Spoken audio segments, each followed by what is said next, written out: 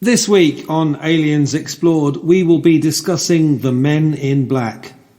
Not the movie starring Will Smith and Tommy Lee Jones, but real-life, otherworldly and unsettling visitors who turn up on the doorsteps of people who claim to have had encounters with extraterrestrials. Is the movie an entertainment based on these alleged encounters, or have people started claiming to have had these visits having seen the movie? This episode of Aliens Explored is dedicated to our explorer of the week, Israel. Israel has signed up to our Patreon and deserves credit for supporting us in our Herculean endeavours.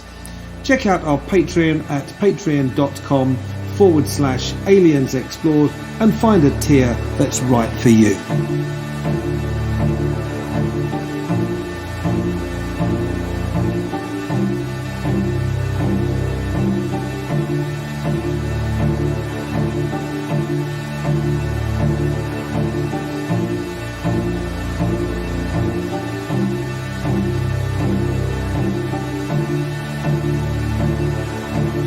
Aliens Explored is a weekly podcast exploring famous and obscure cases of UFO sightings, alien abductions and other strange events from both a believing and a sceptical perspective whilst keeping an open mind.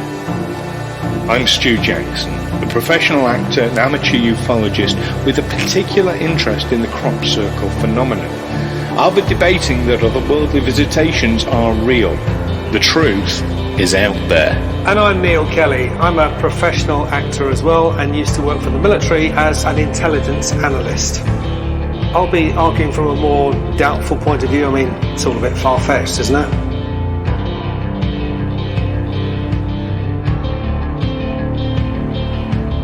Welcome back, listeners, to Aliens Explored, your weekly podcast where we look at extraterrestrials, the craft that they visit us in, the dimensions that they come from, the people who study them, and more besides. I am one of your hosts, Stu Jackson. And I'm your other host, Neil Kelly. So, you're going to let me get away with the fact I just stated it as fact that these extraterrestrials are visiting us, Neil? No. I didn't want to interrupt your introduction. Wait a minute. Oh, dear me. Well, yeah, no, we like to keep an open mind here. Definitely both of us. And that works both ways as well. We were talking about, we've been talking on the Discord about one of the recent updates to my encounter with some of the viewers. And I put the point out that, it's important, like keeping an open mind. Most people, when they say, you should keep an open mind, what they mean is you should see things the way I see them. But of course, keeping an open mind also means allowing for the possibility of the mundane, from my perspective. So I think we balance it quite well here. Well, yeah, I mean, my default is to try and find a mundane explanation. Yeah, there often will be.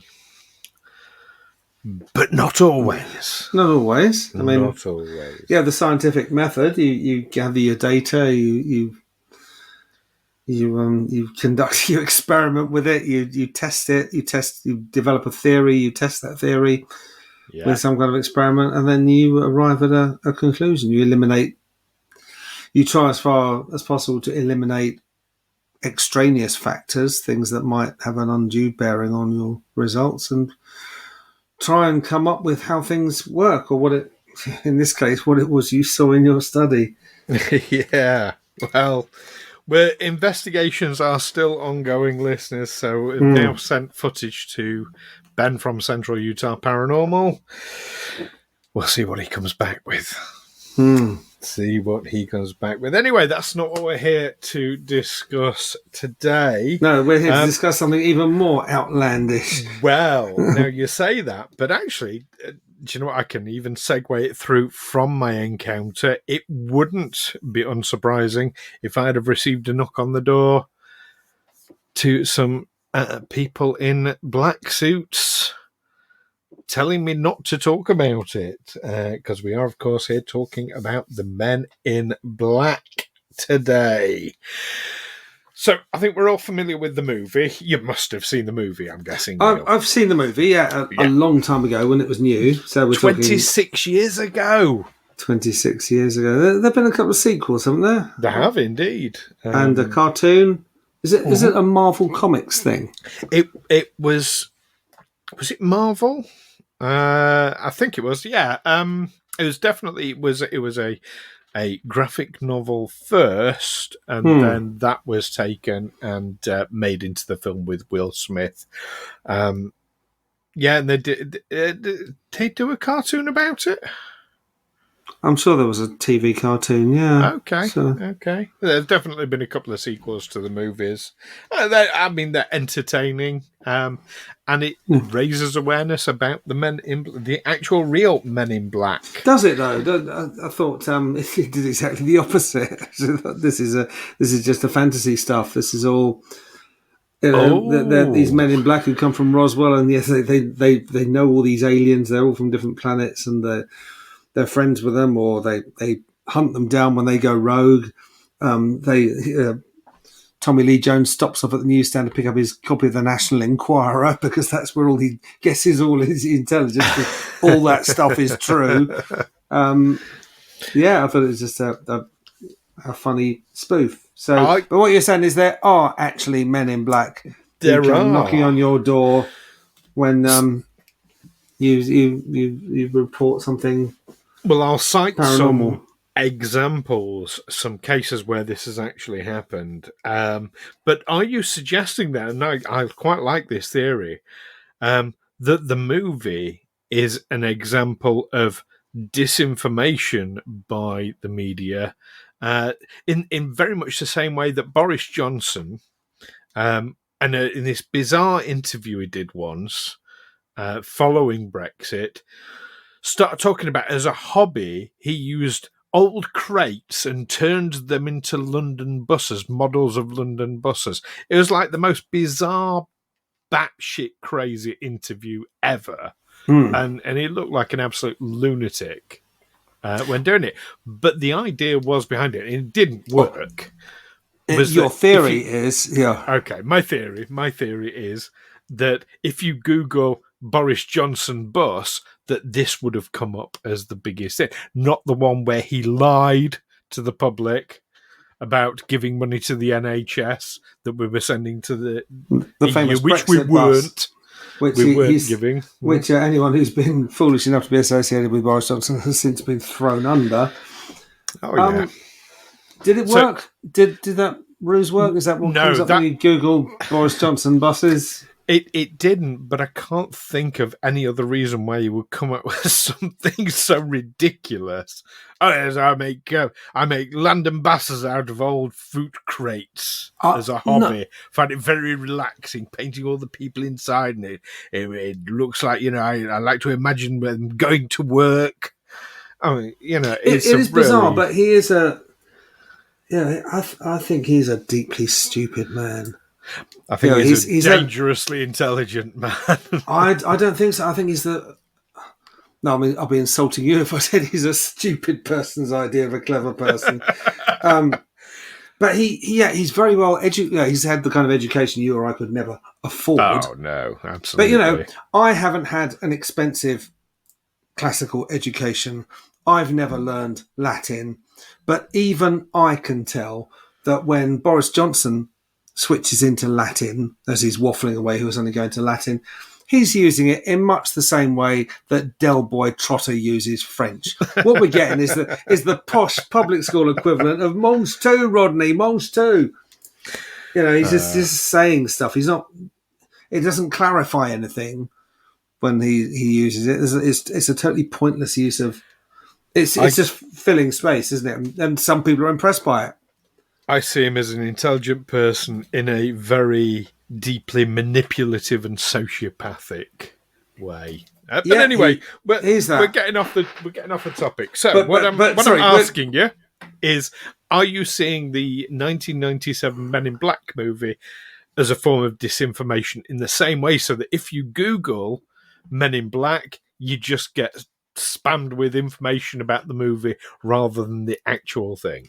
Well, it's certainly true that if you Google Men in Black, you just get loads and loads of stuff about the movie, which is what I'd have expected. I like that thinking. I like that thinking a lot. So, are they a real thing? Well, It's also, It's here's a top tip for any of our listeners who are thinking of going into hiding. That for some reason, you've decided it's time to leave home, take a long walk, maybe get on a plane, maybe change your name or whatever. Change your name to someone famous, not famous enough that it will jar when you tell people that. And don't, but if you tell people your name is, I don't know, John Wayne or Dean Martin or whatever, no one can ever Google you. Because as soon as they try and Google you, all they get is stuff about John Wayne or Dean Martin. Or Dan Aykroyd. Or Dan Aykroyd or Elvis Presley or... I'm mentioning Dan Aykroyd for a very specific reason, which we'll come to later. Okay, so the Men in Black. I mean, so these are actually men who wear black. Do you know? Here's another fashion tip. We don't often give fashion tips on this show. It's very hard to match black. Black comes in a surprisingly different number of shades. So if you're wearing a black suit and you decide to wear a black shirt and a black tie, they won't match. No, they'll all be different shades.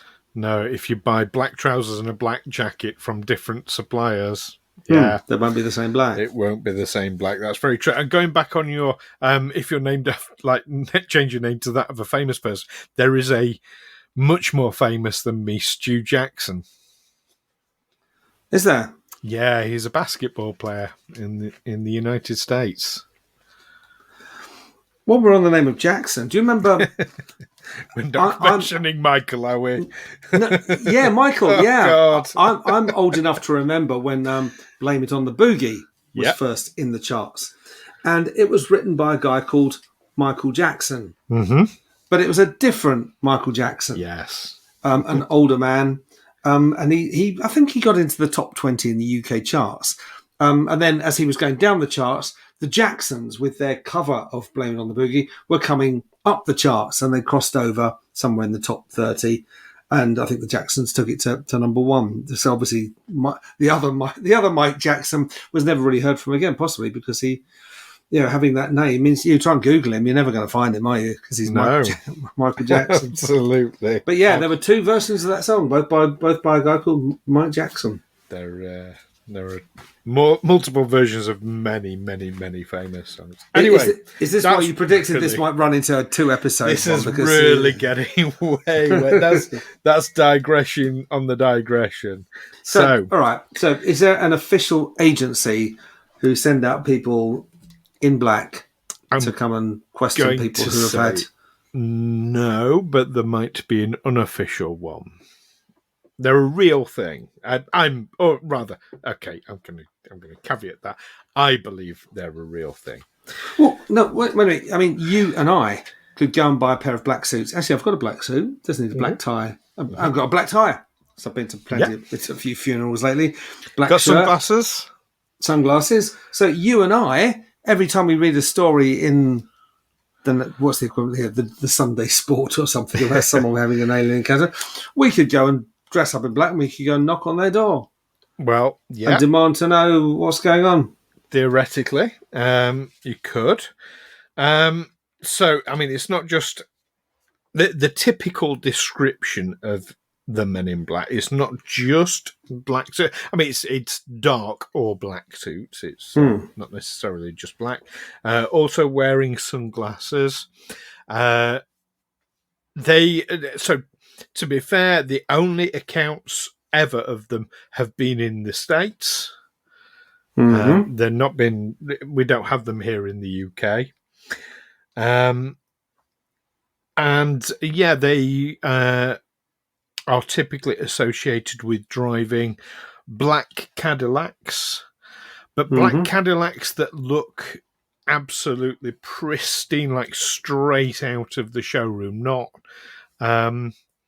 no road dirt on them or anything like that, like stand out shiny. So they're obviously from a well-funded agency, and they don't. Or don't travel very far. Yeah, if someone who lives way out in the country and their farm's only accessible via these dirt roads, the car's not going to be that pristine by the time it arrives, is it? There are other traits that keep coming up time and time again about them physically. Often described as being very tall. Oftentimes, you most often encounter them in 2 or 3 at a time. In fact, there's only one account that I'm aware of, and it was the earliest account of a Men in Black, where there was only one person sighted. But yeah, usually in 2 or 3, quite often looking identical to each other. Hairless. So no eyebrows, no eyelashes. Where is this coming from? Where are you getting this information from? A variety of different accounts. Okay. A variety of accounts. So there's an otherworldly quality to them. No facial hair, identical features. Yes. An unsettling. Some people have also said, like, extraordinarily large eyes as well. Although the fact that they always wear sunglasses, I have to ask, how do they know? But that's a whole other thing. Speaking or acting in a strange sort of way that's just slightly off. I don't know if you've ever experienced this, where you're exchanging text messages or emails with someone for whom English is not a first language, but you don't know that at the time. But you can sense from the way that they're using words that it's just ever so slightly off. I'm thinking, as an actor, whenever I've done a job for the London International Film School, you get given a script. And you can tell it's been written by someone for whom English isn't their first language. And you read what your line is, what you're supposed to say, and think, well, yeah, it's not wrong.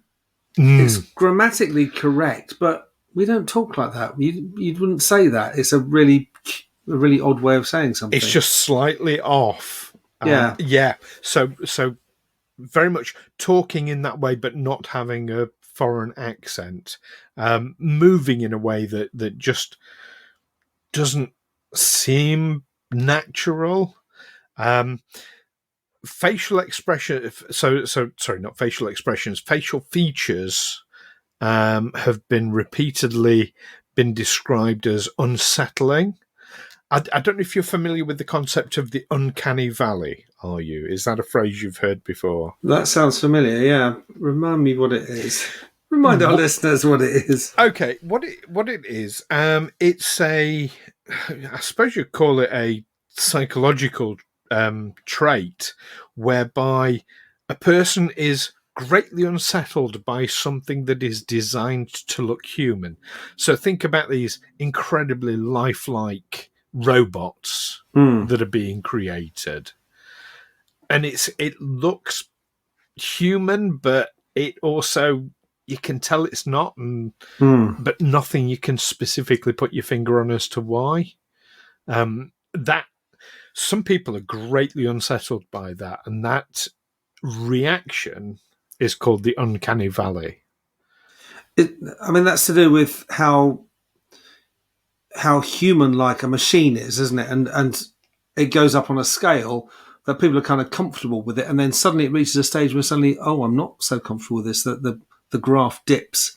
Exactly. And if it then becomes perfect, well, they'd be comfortable again. Yeah. But it's so close, and it has to be really, really close, but that's exactly what it is, the uncanny valley. It's recognizably human, but there's something about it that just makes it feel uncanny. And it is the valley in that scale. Yes, you're absolutely right. Couldn't this be attributed to people who live in one part of the country and haven't really travelled very much, and suddenly someone comes to visit them from Washington who comes from a completely different background and will use different language? They're speaking the same language, but they will use different words. Well, that wouldn't people be unsettled by if you haven't really met anyone outside your local area? Well, no, it's a phenomenon that has only come out in recent years, because when you are dealing with and I mean, think about hundreds of years ago when people went exploring the world and they'd go to a country and here's people with a completely different skin color to them. They'd still recognize them as human, and you wouldn't get that unsettling trait. Oh, short of bigotry and racism, which is a different thing. No, you wouldn't get that unsettling feeling from that. It's only when it's non-human that trait actually comes into play. Is it? Okay. So it's not if someone perhaps is a foreigner who happens to speak your language perhaps better than you do, and is also slightly odd that there may be somewhere on the autistic spectrum. They're very, very, very, very smart people, but have odd mannerisms. Yeah, no, it's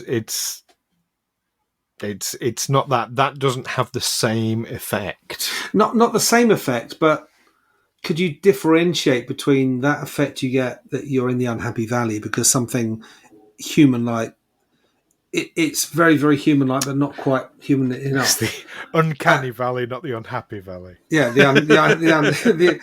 The difference between the uncanny valley and the unhappy valley, where sometimes you meet someone and something is just off about them.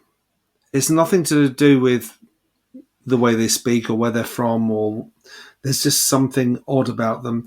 And also something that, I mean, certainly I think women are more attuned to this because they're potentially in physical danger when they meet someone and they get talking to them. Red flags go up. Yeah. And that would be, I suppose would that be an unhappy valley, or that would? But no, it's you're talking to someone who you really suddenly don't feel safe with. I think it's the difference between. I mean, I'm no expert in this, and I can't recall ever hearing of any occasions where it's happened with a non-human. It's the difference between being. With your kind of self-defense hackles going up, it's not a question of self-defense hackles. It's just a question of left feeling mildly disturbed. A friend of mine described it as his toaster theory. That you go into you go to a shop and you buy a store. You go to a store and you buy an electrical appliance like a toaster, and you take it home and you put your bread in it and it seems to do everything it's supposed to do. It seems to work perfectly fine. And then one day you pick it up and you can hear something rattling loose inside, the loose screw.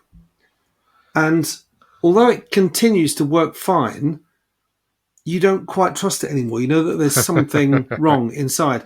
And he says, well, that applies to people. That he can know get to know someone quite well, usually a work colleague. So as far as you get to know a work colleague. And then one day they'll say something that makes you think, oh, wait a minute, that's not right. Yep. And then they might revert to being perfectly okay again, but they said that one thing and you can't forget it, that's made you think, I'm not quite comfortable around this person anymore. Yes. I think, again, that's a different thing. This is more of a...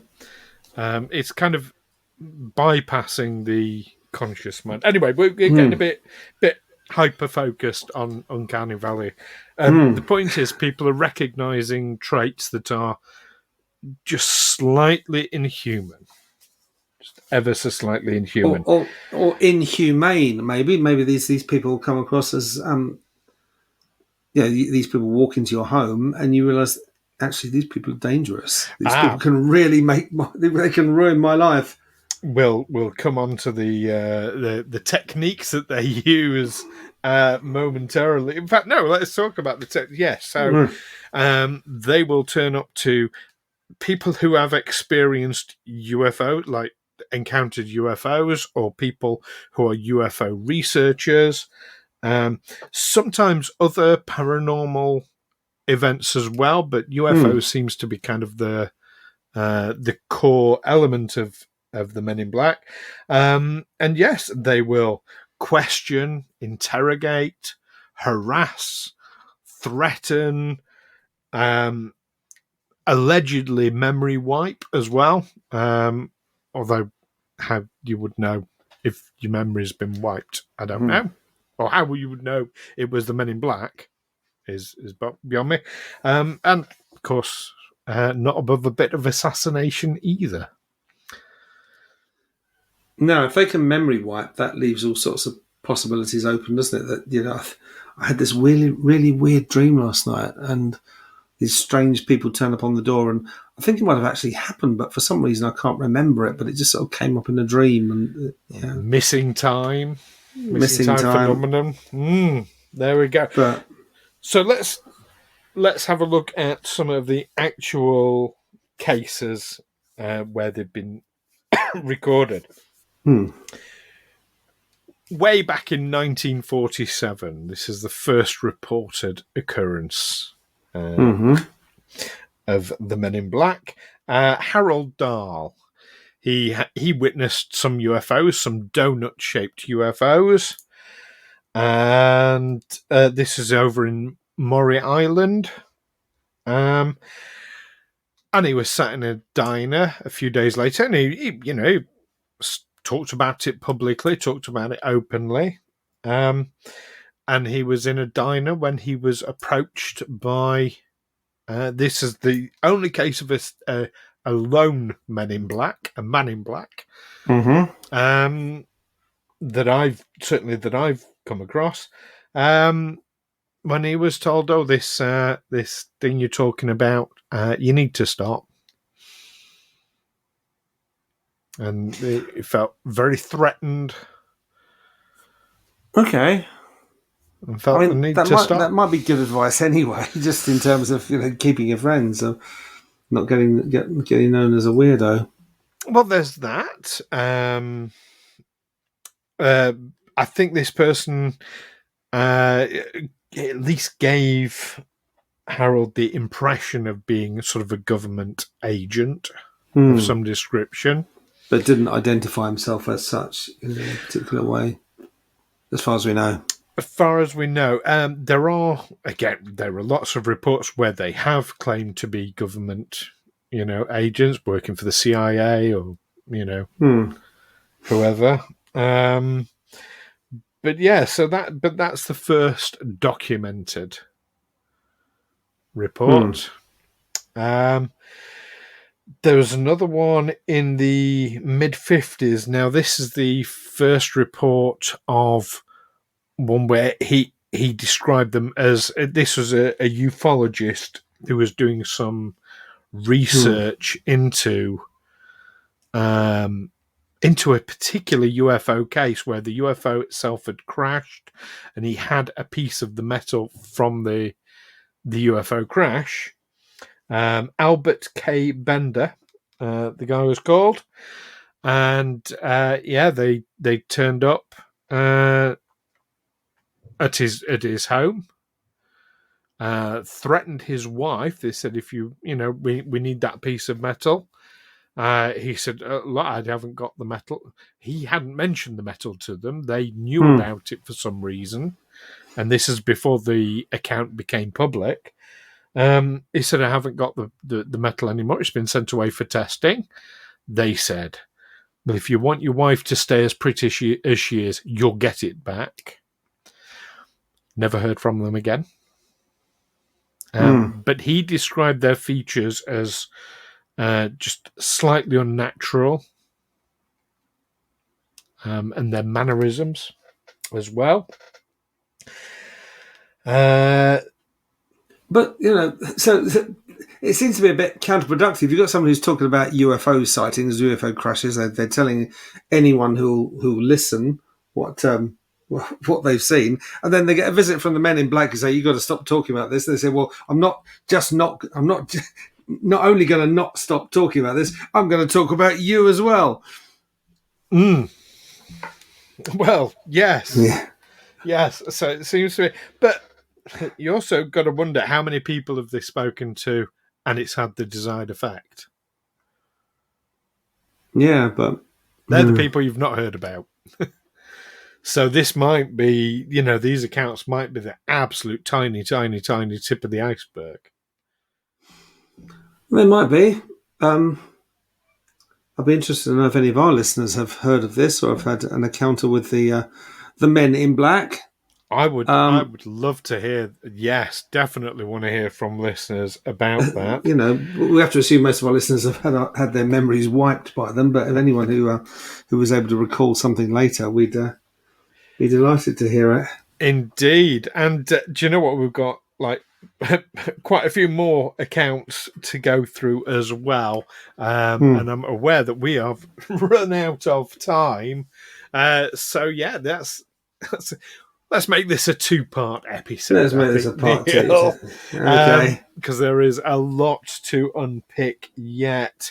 And yeah, as you rightly say, definitely want to hear from any listeners who've had an encounter with the Men in Black. Although there haven't been any encounters for a while now. And I've got some theories on that, which I'll save for next time. Okay. Well, I will share with you. And I mentioned Dan Aykroyd. That's going to have to wait till next time as well. Oh, okay. There we go. Sorry, Dan.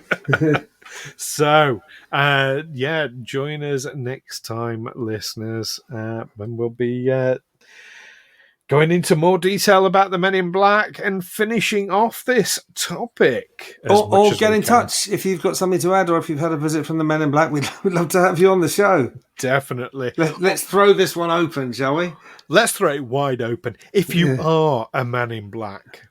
Yes, we would love to hear from you too. On the show rather than actually coming round to our houses. Definitely. Yes, so do get in touch with us, or even if you've just got opinions about the Men in Black, we want to hear from you.